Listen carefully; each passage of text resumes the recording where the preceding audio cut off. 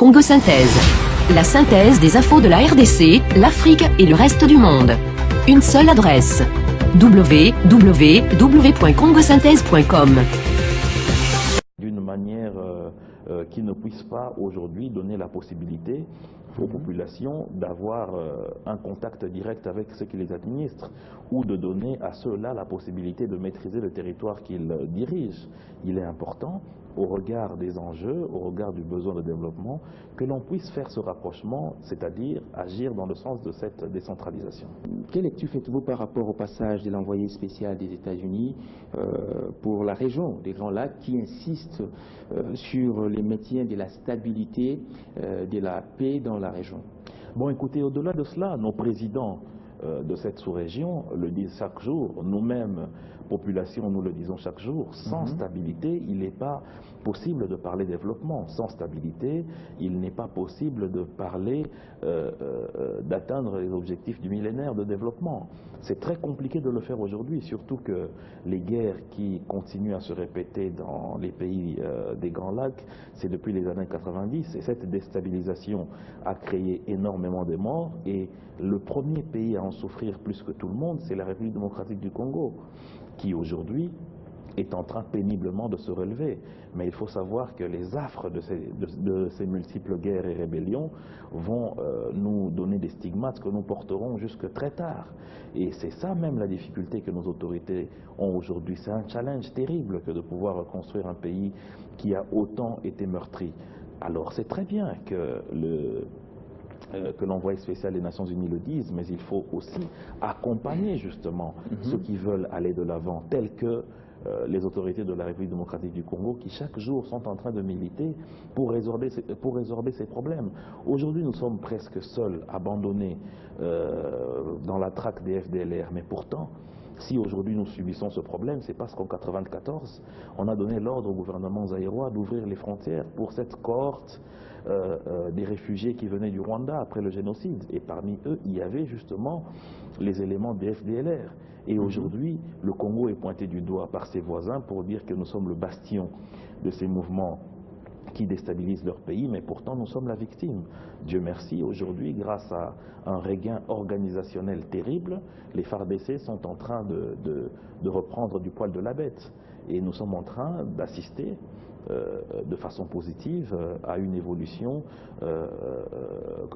conséquente de la situation sécuritaire à l'est de notre pays. Nous avons suivi d'abord cette information venue de l'Ouganda où le président de ce pays a souhaité organiser son armée pour mettre la main ou, je sais pas, aider les FARDC pour la traque des ADF Nalu. Mêmement, le Rwanda a toujours souhaité cela, mais hier, nous avons suivi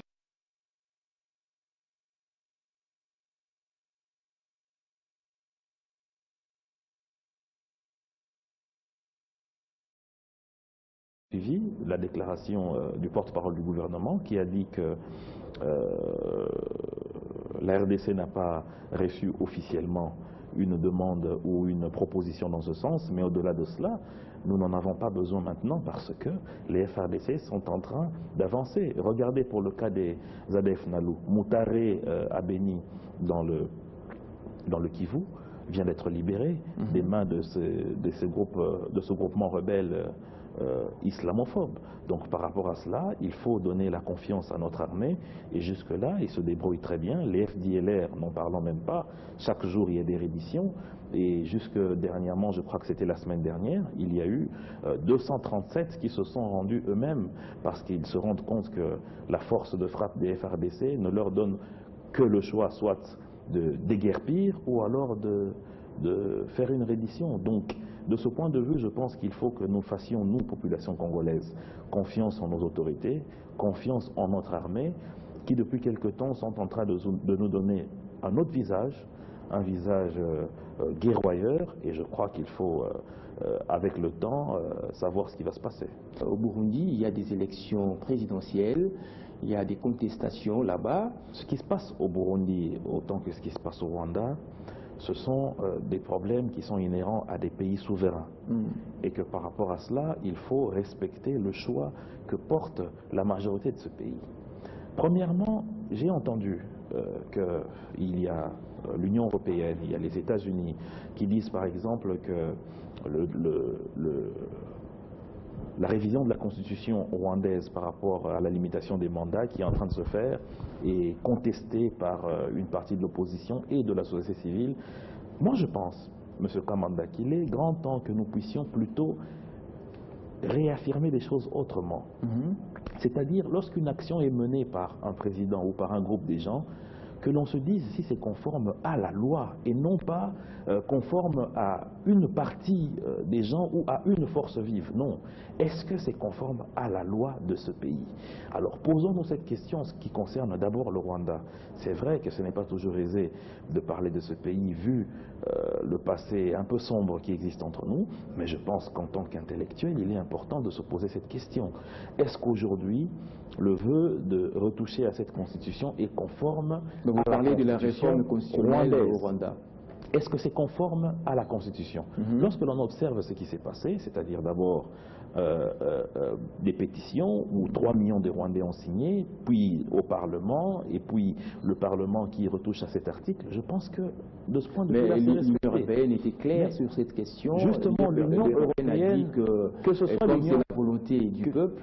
Oui, mais du côté du Burundi aussi, ce que nous déplorons, moi personnellement, ça n'engage que moi, c'est l'utilisation de la force pour réprimer les manifestants. Je pense qu'en démocratie, il est important que l'on puisse aussi accepter la contradiction, mais aussi ceux qui font cette contradiction ne peuvent pas se transformer en bourreaux, parce que ce que l'on oublie souvent, c'est que ceux qui se disent être proches du peuple et qui se ruent dans les avenues pour crier haut et fort que telle loi a été violée, des fois utilisent des méthodes qui ne sont pas du tout démocratiques. Donc de ce point de vue, que ce soit du camp présidentiel ou de ceux qui manifestent, il est important que le dialogue puisse primer. Au-delà de cela, il faut regarder si réellement la loi burundaise a été violée. Il faut regarder, pour le cas de cette période politique au Burundi, regarder si les accords d'Arusha sont respectés ou pas.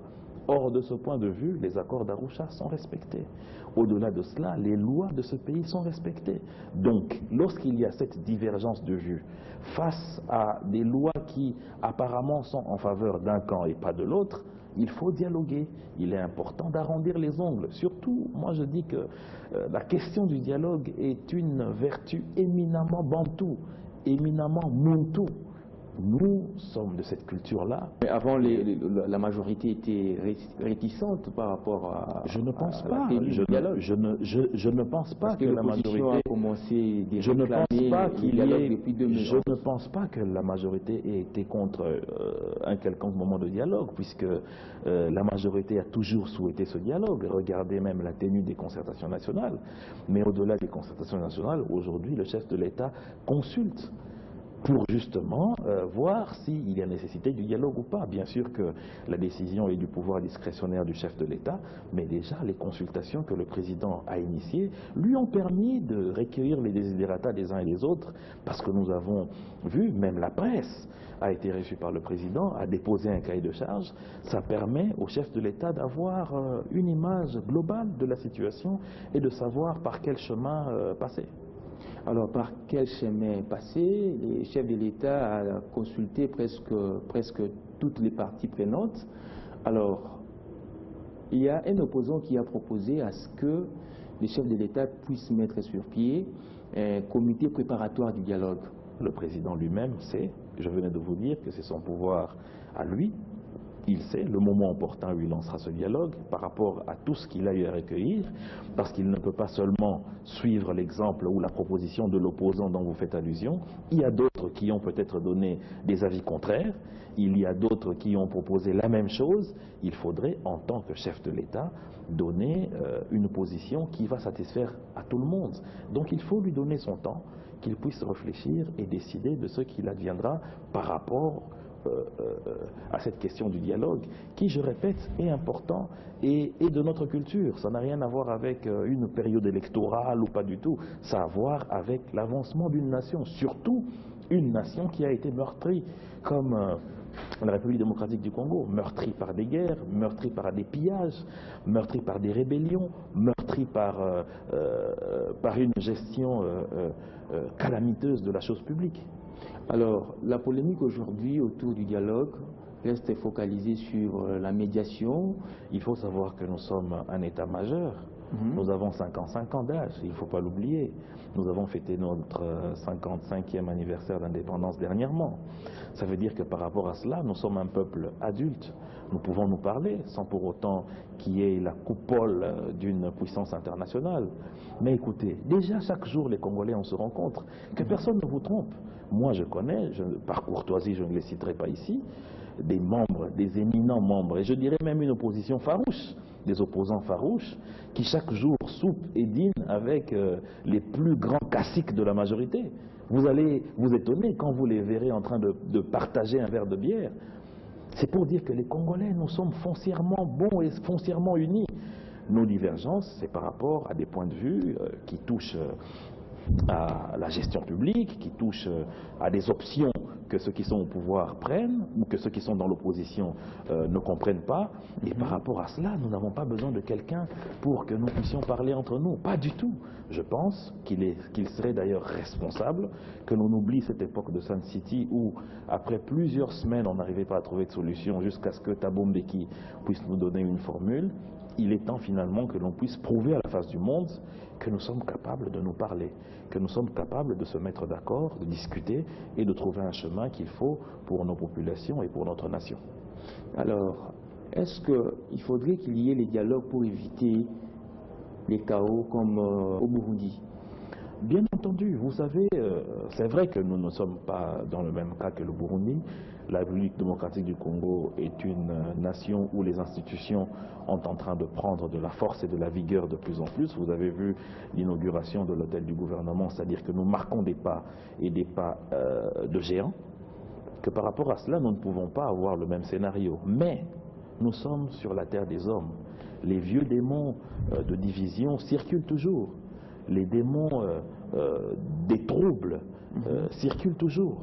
Et pour éviter justement à ce qu'on puisse leur donner de la force, pour exorciser ce genre d'esprit, il faut nécessairement que les gens puissent avoir l'âme éprise de paix.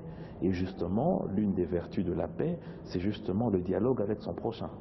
Alors, que répondez-vous à ceux qui estiment que la majorité présidentielle a peur des élections présidentielles? C'est pourquoi elle tient mordicus qu'il y ait dialogue. Bon, écoutez, je pense que c'est un faux débat, dans la mesure où, premièrement, nous ne sommes pas encore au moment où nous devons discuter de cette question de l'élection présidentielle. Pour l'instant, ce qui est dans la tête du chef de l'État et de ceux qui ont choisi de l'accompagner dans cet élan de développement, c'est justement la modernisation du Congo. Vous avez vu l'inauguration du bâtiment du gouvernement. J'ai même rigolé en lisant une phrase d'un journaliste qui a dit que c'est le bâtiment le plus intelligent du boulevard du 30 juin.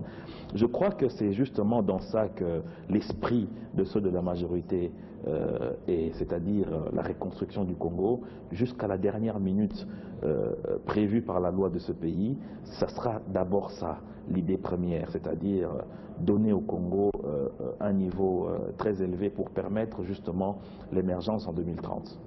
L'émergence en 2030, vous venez de parler de la construction de l'immeuble du gouvernement. Et la polémique aujourd'hui autour de la construction de cet immeuble reste focalisée par les coûts. Est-ce qu'ils ont fait l'estimation des meubles qui sont installés dans cet immeuble? Est-ce qu'ils ont fait l'estimation du matériel qui a été utilisé pour la construction? Est-ce qu'ils ont fait l'estimation de ce qu'il fallait pour les remblayages? Est-ce qu'ils ont fait l'estimation du pavé? Est-ce qu'ils ont fait l'estimation de la fontaine qu'on a placée devant cet immeuble? Mais au-delà de cette estimation, il faut se poser la question de ce que l'État congolais dépensait chaque année pour la location des bâtiments privés pour abriter les cabinets des ministres. C'est des millions. Mais si on doit étendre ces millions sur des années, sur des décennies, ben c'est catastrophique.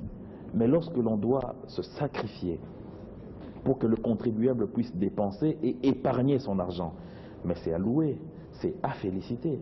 Et c'est justement ça qui dérange les mauvaises personnes épris de mauvaise foi qui ne veulent pas que le Congo décolle. Parce que demain, le contribuable congolais ne va plus dépenser de son argent pour payer le loyer des ministères qui n'ont pas de bâtisse propre. Et comment répondez-vous alors à cette toute dernière déclaration faite par Human Rights Watch qui veut donner une leçon de la démocratie en République démocratique du Congo?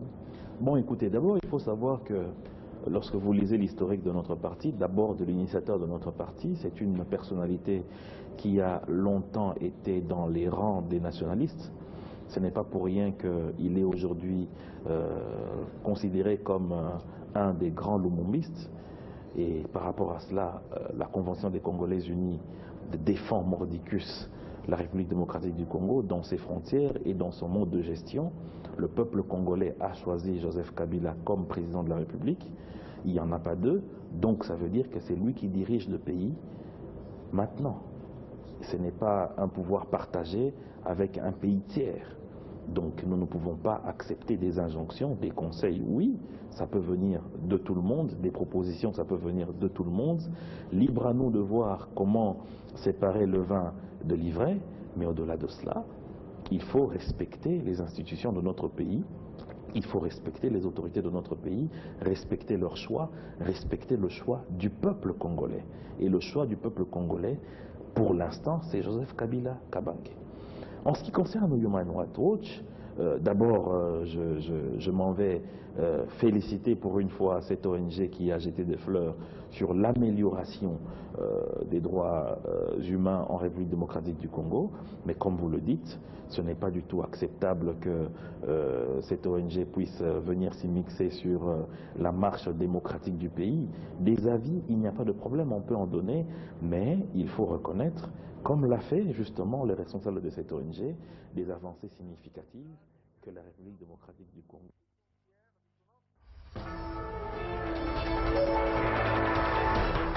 5 ans d'accompagnement.